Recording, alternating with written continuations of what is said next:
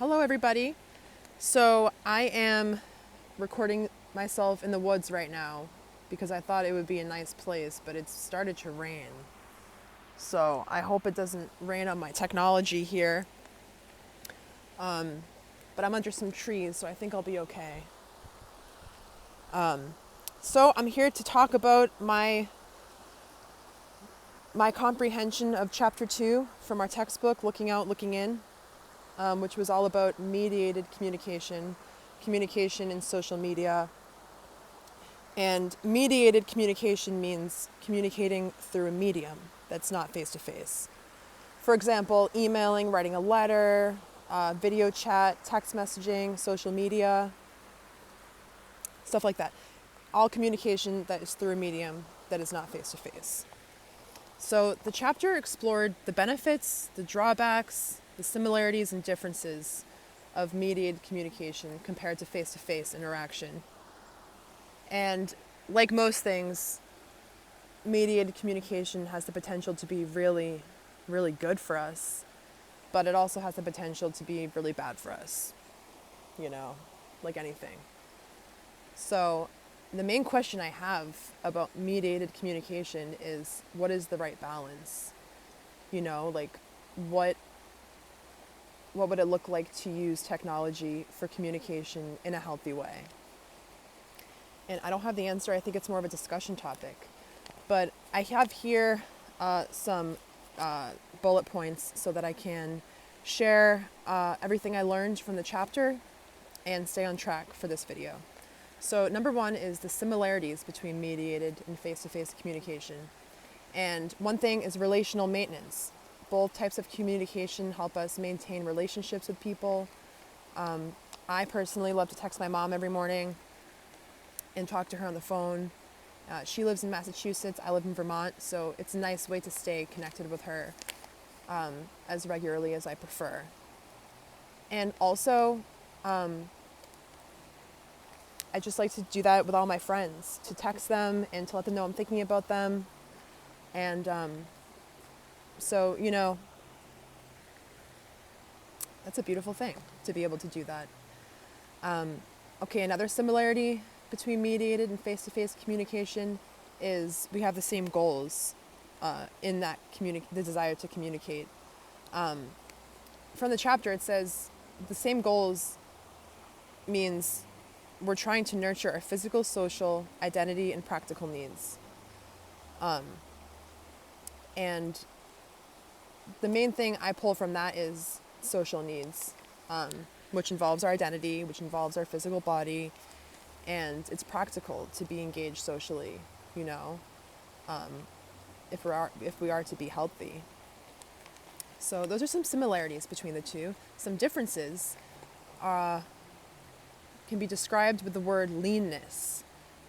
And it's obvious, if you've ever texted someone and have been offended by it, and you've reached out to that person about the text you received, and turns out they meant something completely different than what you interpreted. And so that relates to the word leanness, because if a message is lean, that means it's absent of nonverbal communication, like facial expressions and vocal tones. And so face-to-face interaction is more rich. And rich means nonverbal cues are present, like facial expressions and vocal tone. Also, another difference is synchronicity and asynchronicity. And synchronicity means all parties who are communicating are present at the time of communication. So when you're texting someone or emailing or posting on a social media app, there's a delay between the amount of time you post or you reach out and the other person sees that message or responds to it. And asynchronous means that there's a delay. So another difference between the two is permanence. Anything you put online through technology, it's there forever. You can't delete it, which I don't want to say is scary to me, But I mean, honestly, in my past, when I was younger, I posted some things online that I would not post now. Um, which, um, I mean, moving forward in life, I don't want to dwell on the fact that I posted some off-color things, some things that don't describe who I am today. But it's something to consider moving forward, that everything is permanent. Every message you send, every post you make, every picture you share.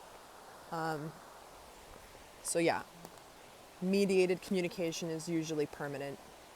Face to face, nothing's really permanent unless someone's recording you, which is mediated communication actually. So moving on, consequences of mediated communication. One, disinhibition. And that is similar to hyperpersonal communication. Disinhibition means you're more likely to share things that you wouldn't share face to face. Because think about it, there's a screen separating you from whoever you're communicating to. It creates some sort of unnatural distance, and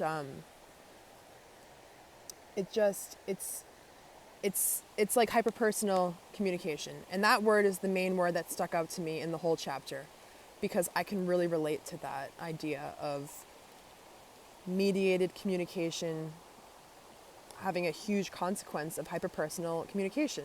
Hyperpersonal communication is like the disclosure of extremely personal information, like really early on in a relationship. And that has happened for me so many times in my life, I can't even count. Like I've gone on Tinder, I've gone on Instagram, and found myself sharing things that are super personal that I would not share face to face with someone I'm just meeting. And that's one beautiful thing about face to face communication. Like it takes time for you to become comfortable with someone to share personal information, but technology and mediated communication and social media, it just sort of like warps your perception of like what is too personal. So that's a whole topic for discussion, hyperpersonal communication. Another consequence of mediated communication is impression management, which could lead to dishonesty. Like if you all have an Instagram account, probably most of us do, I do. If you think about what are you like sharing on social media, and what are you sharing when you communicate online, period, or through technology, you're sort of like choosing what to share and what not to share. Managing the impression you have on people, probably trying to make yourself seem like you're doing better than you are, maybe. Yeah, that can lead to dishonesty. However, there are a lot of benefits to mediated communication. Like I mentioned before, being able to text people who I'm far away from, who I love, who I want to stay in contact with. That's relational maintenance, and it's really helpful. I'm really grateful for technology and mediated communication because it allows me to stay in touch with people, There's also more relational opportunities, like online communities of like-minded people struggling with the same issues, and meeting people from all over the world. It's fun, Okay, one other thing that wasn't even mentioned in the chapter that I think is awesome about mediated communication is like Google Translate, because I work with some people who only speak Spanish, and I've used Google Translate to talk with them, and it's like so cool, and it's just awesome. I mean, it's a huge benefit. Another thing in the realm of online communities, that's a benefit of mediated communication is like there's less prejudice, because think about it. If you're talking to someone who's a different color than you, who's a different age than you, who's a different class than you, there's some prejudice that just naturally comes up, But online, it's easier to talk to people and not be judged for what you look like or how old you are, or what you're doing for a career, because the sort of the block of the screen creates that distance where people can only really see what you share, which is like your words. Another benefit is the alleviation of lonely feelings. And I don't know about you, but there have been many times in my life where I feel like I just want to isolate and not talk to anybody, but I don't actually want that. So in those moments, mediated communication helps me communicate with people, because I'll just send a text, because sometimes that's the best I can do. And I'm not sure if that is a product of mediated communication or if it's just a product of being alive and sometimes feeling really down. But either way, I think that mediated communication does have the potential to alleviate lonely feelings. Another thing, it enables us to disclose personal things that are hard to talk about. For example, suicidal ideation, struggling with substance use, struggling with like grief about an abortion. You know, these are things that are really controversial that some people hesitate to disclose.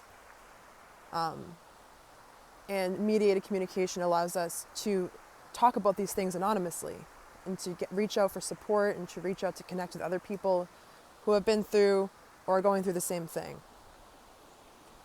And I don't know if I already mentioned relational maintenance. I think I did. Yeah, that's a huge part.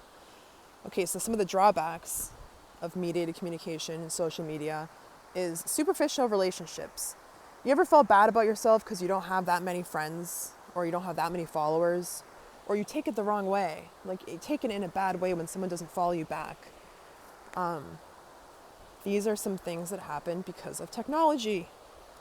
And superficial relationships, like just wanting the number to go up, quality over quantity or quantity over quality, is sort of a mental sickness coming up when it comes to social media, followers, and stuff like that.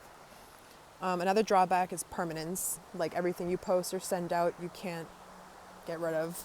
It won't erase. Another thing, interesting, is social isolation. And there's this question of, you know, what came first, the social isolation or the preference for online communication? I think that one drawback, is preferring social interaction online and then isolating from people face to face, which also leads to relational deterioration. And there was this one sentence in the chapter that said something about how there's a correlation between heavy social media use and issues like marital issues. Another thing that's a drawback about mediated communication is catfishing. I don't actually know if that's a word, but I think that it is a word because it's happening a lot.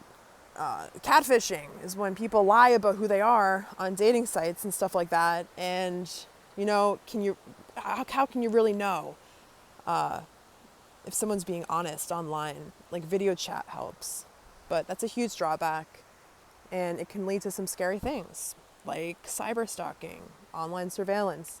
Online surveillance is similar to cyber stalking. I think they might be synonyms. And it means like someone watching another unknowing party online.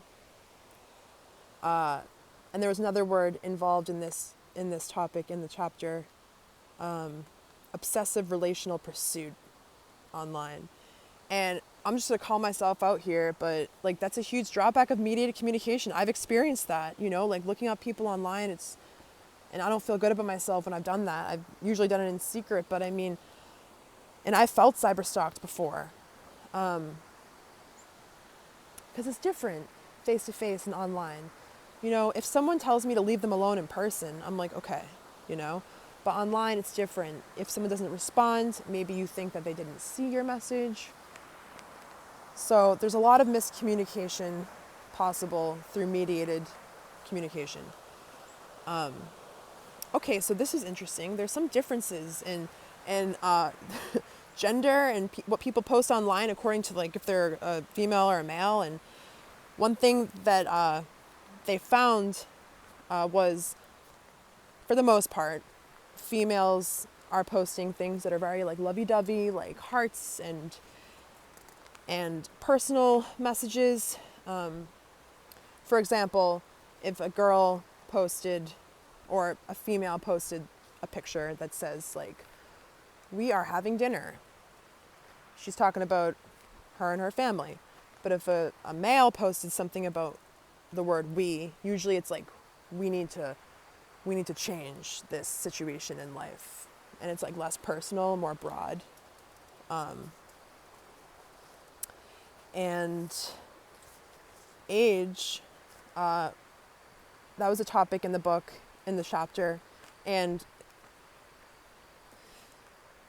the authors referred to people who were born after the early 1990s as digital natives, like people who grew up with technology in their life, like me.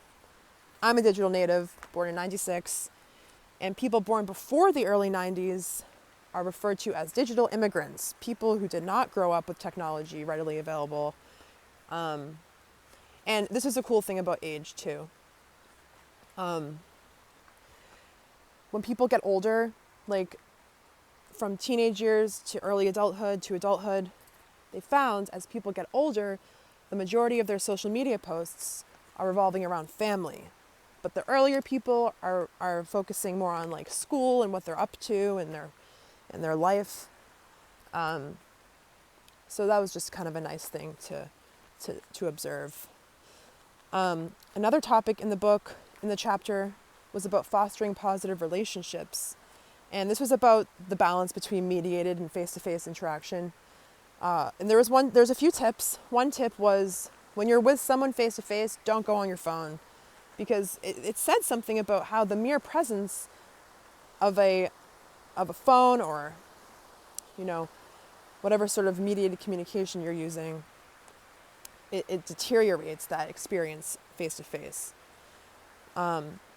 And there was a great question that said, would you say that in real life? Like before you post something or send something, ask yourself, like, would you say that in real life? The last topic was about protecting yourself, thinking before you post, knowing that everything's permanent, verifying what you say online or what you see online. And there was this phrase called warranting value, which refers to the degree to which information is controllable by the person sharing it. Like being discerning with what you believe, what you see online. Like some people could lie about, I don't know, being the number one whatever. That phrase warranting value kept coming up though, when it comes to being discerning with what you read online and what people are saying about themselves. Also, watch out for your privacy settings. That was another tip for protecting yourself. And the last thing, balancing mediated communication and face-to-face interaction. And that brings me to my last sentence of this video, which I hope is not too long. And that is, what is the balance? I would love to have a discussion about this. I don't know. I know that it's imbalanced to be on your phone and all the time and only communicate with people online or through mediated communication. I don't know what the balance is. But I know that face-to-face interaction is necessary, but in some ways, so is mediated communication. Like it's necessary for me in my emotional life to connect with my mom and my family, like consistently. So I'll leave you with that question. What is the balance? And with that, I'm going to use my technology to share this beautiful place I'm at. I hope it wasn't distracting that I was walking around pacing. But I'm at the river in Jericho, the Old Mill River, and I love it here. And anyways, happy Sunday. I'm recording this, it's Sunday. And I hope that you're all enjoying your day and every day after this. So, bye-bye.